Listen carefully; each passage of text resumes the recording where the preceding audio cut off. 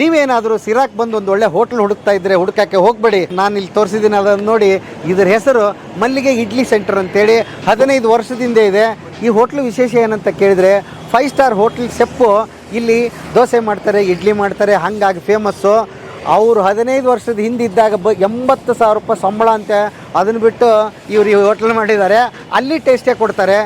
5 star ಹೋಟ್ಲಲ್ಲಿ ನಿಮಗೆ 900 ರೂಪಾಯಿ ದೋಸೆ ಬರೀ 25 ರೂಪಾಯಿಗೆ ಅದೇ ಸೇಮ್ ದೋಸೆ ಸಿಗುತ್ತೆ ಅಂದರೆ ನೀವು ನಂಬಬೇಕು. ಬನ್ನಿ ಒಂದು ಸಲ ಟೇಸ್ಟ್ ಮಾಡಿ. ಸಿರಾಕ್ ಬಂದಾಗ ಮಿಸ್ ಮಾಡಬೇಡಿ. ನಾವು ಎಷ್ಟು ಕೋಟಿ ಸಂಪಾದನೆ ಮಾಡಲಿ ಏನು ಮಾಡಲಿ ನಮ್ಮಿಂದ ಏನು ಬರುತ್ತೆ, ಏನು ಬರಲ್ಲ. ಒಳ್ಳೆ ತಿಂಡಿ ಕೊಡ್ತಿದ್ರು ನಮಗೆ, ಏನೋ ಒಳ್ಳೆ ರೇಟಲ್ಲಿ ಕೊಡ್ತಿದ್ರು ನಮ್ಗೆ. ಹೊಟ್ಟೆ ತುಂಬ ಏನೋ ಅನ್ನ ಕೊಡೋರು ಅಂತ ನೆನೆಸ್ಕೊಂತಾರಲ್ಲ, ನಮ್ಗೆ ಅಷ್ಟೇ ಸಾಕು.